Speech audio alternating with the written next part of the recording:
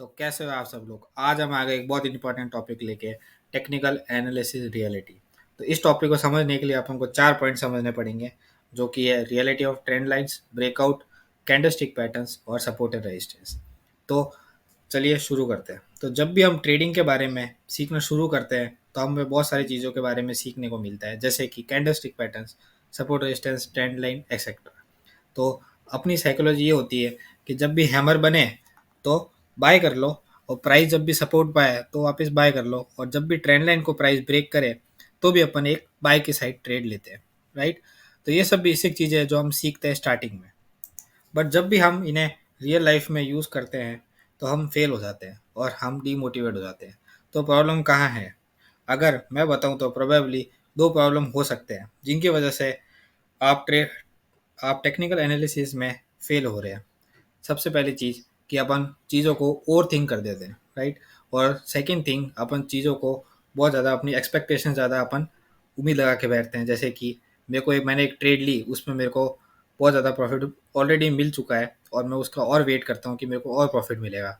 तो इस वजह से अपन अपना टेक प्रॉफिट बुक नहीं करते हैं और बड़े टारगेट्स की अपन अचीव करते हैं, बड़े टारगेट्स से अपन जाते हैं, जो कि अपन को बाद में जाके नहीं मिलता।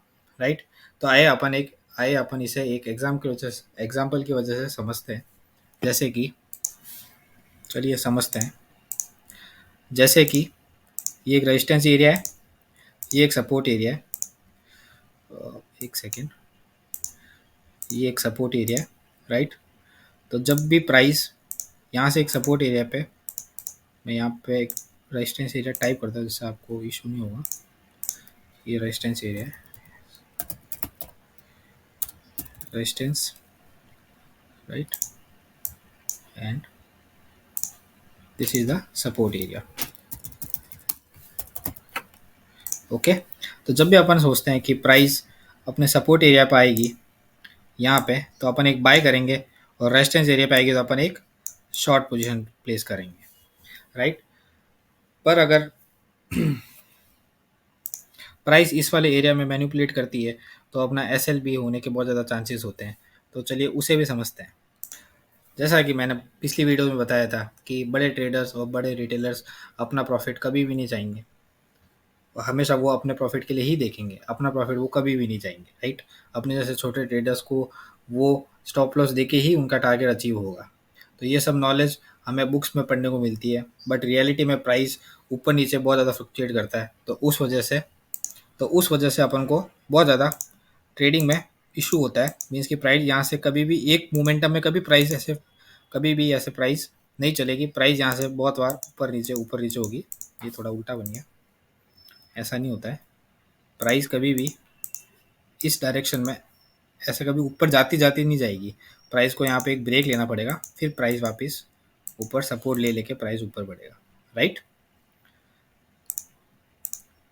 ओके। तो अपन को जो अपने टॉपिक से अपन उन पर आ जाते हैं वापस। मीन के सपोर्ट रेजिस्टेंस है। राइट। तो अगर जब भी यहाँ पे अपन सपोर्ट रेजिस्टेंस के लिए अपन को सबसे पहले ये ध्यान रखना है कि अपन को सिंगल लाइन नहीं बनानी है। मैंने पिछली वीडियोस में आपको सिंगल लाइन बना के दिखाया था, ये इसका थोड़ा अपग्रेडेड वर्जन होगा यहाँ पे कि सपोर्ट एरिया अपन कैसे बनाए। ओके। जैसे कि अगर यहाँ पे ऐसा एरिया बना हुआ है, ओके, ऐसा एरिया बन रहा है। मैं आपको प्रैक्टिकल दिखा रहा हूँ, फिर मैं आपको चार्ट पे भी दिखाऊंगा। तो जब भी आप ऐसे एक लाइन बनाते हो तो ये जो फेकआउट्स होते हैं, ये वाले जो फेकआउट्स होते हैं, तो आप इनमें फंस जाते हो। आप रेजिस्टेंस एरिया को ब्रेकआउट देते हो, आप ट्रेड एंट्री प्लेस कर देते हो, वहाँ पे आप फंस जाते हो। तो इसके लिए हमें क्या करना है? इसके लिए हमें जोन्स मार्क करने हैं। तो कभी भी अपन को रेजिस्टेंस या फिर सपोर्ट जोन कभी भी अपन को सिंगल लाइन पे ड्रॉ नहीं करने हैं, अपन को ऐसे ड्रॉ करना है ताकि यहाँ पे एक रेंज में अपन यहाँ पे अपनी एंट्रीज प्लेस कर सके, या in between this range we can place our entry. Right. And same for the support, we have to draw like this. अपन को ऐसे ड्रॉ करना पड़ेगा। एक प्राइस रेंज अपन को, दो प्राइस पकड़नी पड़ेगी अपन को, जो यहाँ पे एक माइनर माइनर जोन होगा, एक मेजर जोन होगा, वहाँ से अपन को एक बॉक्स बनाना है। एंड फर्दर जब भी मार्केट यहाँ पे इस वाले जोन पे आता है तो we can place in between this zone, we can place our entry. Got it? Zone draw करने के बहुत सारे बेनिफिट्स भी है, जिसमें से एक बहुत अच्छा बेनिफिट है जो मैंने आपको अभी बताया, आप फेक आउट से बच सकते हो, राइट। मैं आपको एक बार चार्ट पे भी बता देता हूँ, पहले एक बार अपन चार्ट पे देख लेते हैं। ओके, राइट, यहाँ पे ये प्राइस है। ओके, ये BTC का चार्ट है। तो अगर यहाँ पे मैं एक सिंगल लाइन बनाऊँ इस वाले जोन पे, एक सेकेंड, यहाँ पे अगर मैं एक ऐसे सिंगल लाइन बनाता हूँ तो आप जी देख सकते हैं यहाँ पे बहुत बार सपोर्ट पे भी मार्केट ने वापस एक डाउनफॉल मूवमेंट दिया है, राइट। मैं आपको बड़े टाइम फ्रेम पे दिखाता हूँ, क्लैरिटी ज़्यादा मिलेगी अपन को। ओके, ये सपोर्ट अपन यहाँ पे ले आते हैं, ये वाले जोन से अपन लेकर आते हैं।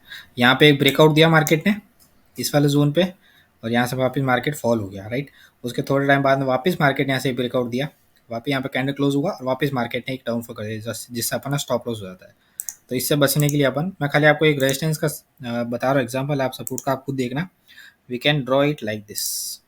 मैं थोड़ा आपके जूम कर देता हूँ, ऐसा अपन ड्रॉ कर सकते हैं, राइट, ऐसा अपन ड्रॉ कर सकते हैं। सेम फॉर दिस, जो भी मार्केट हर बार अलग अलग सपोर्ट रेजिस्टेंस क्रिएट करेगा, तो we have to draw the zones over there. Okay, और अपन को अपनी एंट्रीज प्लेस करनी है। Okay, same for the support area, ये मैंने आपको रेजिस्टेंस का बताया, ये सपोर्ट एरिया का है। ऐसे जोन्स आपको ड्रॉ करने पड़ेंगे जिससे आपको एक एवरेज मिलेगा कि दो प्राइस के बीच में कैसे एंट्री करनी है, राइट। तो चलिए अब अपन सेकंड टॉपिक पे आते हैं, ट्रेंड लाइन पे। तो अपन ट्रेंड लाइन के बारे में सीख लेते हैं। मीन्स कि अपन ऐसी एक ट्रेंड लाइन बनाते हैं, ऐसे अपन ट्रेंड लाइन्स क्रिएट करते हैं, राइट। तो मेजर पॉइंट्स में ट्रेंड लाइन मल्टीपल टाइम्स जो रिटेस्ट होता है ट्रेंड लाइन पे, वो अच्छा काम करता है, राइट। तो अपन अगर ऐसे ट्रेंड लाइन नहीं बना के जो अपन ने सपोर्ट के लिए बनाया है वो अपन ट्रेंड लाइन्स के लिए भी बनाते हैं। ओके, तो अपन यहाँ से एक ऐसा ट्रेंड लाइन के लिए भी यहाँ से क्रिएट करते हैं। मैं जोन्स मार्क कर देता हूँ ट्रेंड लाइन के लिए, राइट, ऐसे जोन मार्क करते हैं जिससे अपन को क्लैरिटी मिलेगी।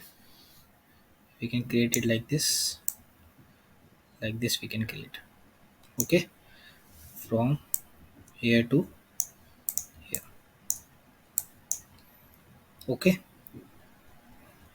परफेक्ट। मैंने जो ये ट्रेंड लाइन ऊपर बनाई थी, यहाँ से मैंने लेके इस वाली कैंडल के यहाँ से यहाँ तक मैंने ट्रेंड लाइन क्रिएट करी है, और फर्स्ट पॉइंट ट्रेंड लाइन का और सेकंड पॉइंट मैंने नीचे इस वाले कैंडल क्लोजिंग का रखा है, राइट। तो अपन ऐसे फेक आउट से अपन फेक डाउन ब्रेक डाउन से अपन बच सकते हैं। जैसे कि अगर अगेन अगेन ट्रेंड लाइन, इसका एक बेनिफिट बहुत अच्छा है कि अपन अगर सिंगल ट्रेंड लाइन क्रिएट करते हैं, वीडियो थोड़ी लंबी होगी तो अच्छे से समझना कि अगर मैं ऐसे एक सिंगल ट्रेंड लाइन क्रिएट करता हूँ ऐसे, तो मेरे को मल्टीपल टाइम अपनी ट्रेंड लाइन अपन को शिफ्ट करनी पड़ेगी, ऐसे करना पड़ेगा। हर बार एक नए जो ट्रेंड लाइन ब्रेक डाउन देगी उस पर अपन को एक अलग से ट्रेंड लाइन क्रिएट करनी पड़ेगी, जिससे बहुत ज़्यादा मिसमैच हो जाएगा अपने चार्ट पे। ओके, तो अब हमको क्या करना चाहिए कि ट्रेंड लाइन सपोर्ट रेजिस्टेंस जैसी ही होती है, पर फर्क इतना होता है कि ट्रेंड लाइन अपन सपोर्ट रेजिस्टेंस अपन हॉरिजॉन्टली ड्रॉ करते हैं और ट्रेंड लाइन अपन डायगोनल ड्रॉ करते हैं, राइट। अपन रेजिस्टेंस के लिए भी, ये सपोर्ट के लिए ट्रेंड लाइन मैंने ऐसे ड्रॉ करी है, अपन रेजिस्टेंस के लिए भी अपन ड्रॉ कर सकते हैं। जैसे कि यहीं पे एग्जांपल ले लेते हैं, I can draw it like this. अगर एक लंबा जोन पकड़ता हूँ मैं, लंबा एरिया पकड़ता हूँ, वेट, ओके, गॉट इट। यहाँ से अगर मैं एक नॉर्मल ट्रेंड लाइन बनाऊँ तो वो कुछ ऐसी दिखेगी। ओके, पर एक अगर मैं जोन वाली ट्रेंड लाइन क्रिएट करूँ इस वाले पॉइंट से लेके यहाँ तक पकड़ के इसको यहाँ पे स्ट्रेच करूँ तो ये कुछ ऐसी दिखेगी, राइट। तो यहाँ पे जो भी ये ब्रेकआउट्स हुए हैं इस वाली जो सिंगल ट्रेंड लाइन पे यहाँ पे मार्केट ने ब्रेकआउट दिया है, तो अपन इस ब्रेकआउट से बच सकते हैं अगर अपने पास जोन है। वापस यहाँ से मार्केट वापस रिवर्स हो गया और यहाँ पे डाउनफॉल स्टार्ट हो गया मार्केट में, वेरियस मूवमेंट स्टार्ट हो गया मार्केट में, राइट। तो चलिए अब ब्रेकआउट्स के बारे में समझ लेते हैं अपन, ब्रेकआउट्स की रियलिटी के बारे में अपन समझ लेते हैं। मैंने आपके लिए ड्रॉ करा है ताकि अपना टाइम वेस्ट ना हो ऑनगोइंग वीडियो में। तो सबसे पहले ये समझते हैं अपन कि मार्केट ने इस वाला रेजिस्टेंस पाके एक वापस इसको टेस्ट करा, वापस नीचे गया, वापस यहाँ पे टेस्ट करा, नीचे गया, यहाँ पे एक ब्रेकआउट आया। ओके, तो राइट अपना ये सपोर्ट एरिया बन गया वापस, और ये अपना एक नया रेजिस्टेंस एरिया आ गया, राइट। मार्केट ने वापस इसको यहाँ पे रिटेस्ट करा एंड वापस इसने यहाँ पे एक ब्रेकआउट दिया रेजिस्टेंस को, जहाँ पे सपोर्ट में कन्वर्ट हो गया।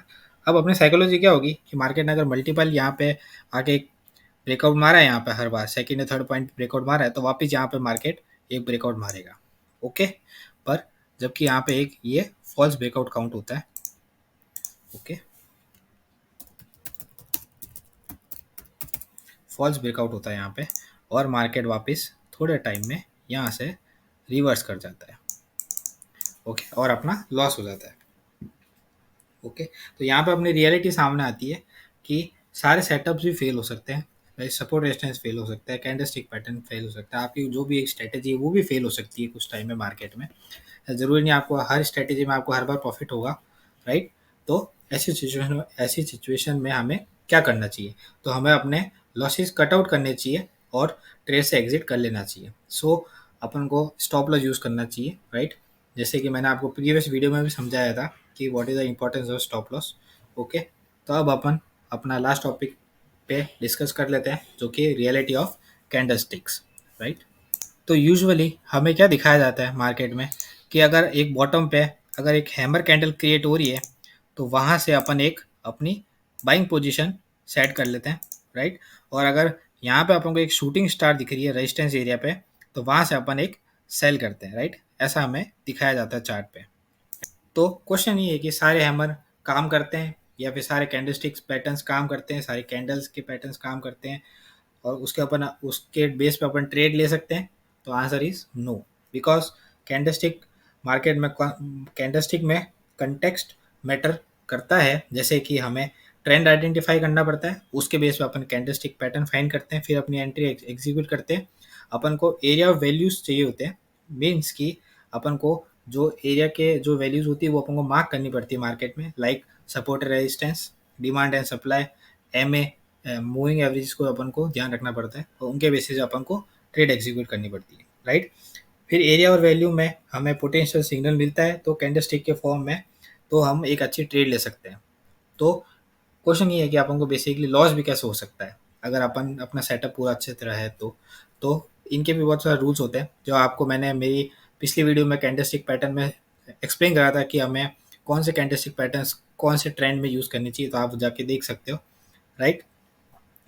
और सबसे बड़ी चीज़ होती है, अगर हैमर क्रिएट हो रहा है, मीन्स फॉर एग्जांपल की एक एग्जांपल देता हूँ आपको मैं, कि अगर हैमर क्रिएट हो रहा है और हैमर के नीचे इस वाले जोन पे एक सपोर्ट एरिया है, और हैमर यहाँ पे middle of the two zones create हुआ है, तो यहाँ पे बहुत सारे चांसेस होते हैं कि हैमर फेल हो सकता है, राइट। अपन को कंफर्मेशन चाहिए होता है। कंफर्मेशन कैसे मिलता है कि अगर एक सपोर्ट पे हैमर क्रिएट हो रहा है और यहाँ से एक बहुत बीरिश मार्केट चल रहा है, तो अपन को एक कंफर्मेशन मिलता है और अपन यहाँ से एक अच्छी एंट्री ले सकते हैं हैमर पे। तो ये चीज़ अपन को ध्यान रखनी पड़ती है। सो बेसिकली अपन को ये सारी चीज़ें ध्यान रख के, ये सारे अपन को जितने भी अपने टॉपिक्स अभी कवर करें, उन सबको अपन को ध्यान रख के अपनी साइकोलॉजी इंप्रूव करनी चाहिए और ट्रेड एग्जीक्यूट करनी चाहिए, तो 100% अपन को रिजल्ट मिलेगा अगर अपन उसको प्रैक्टिस करेंगे। So that's all for the video. मिलते हैं अगली वीडियो में। Like share and subscribe to my channel. Bye.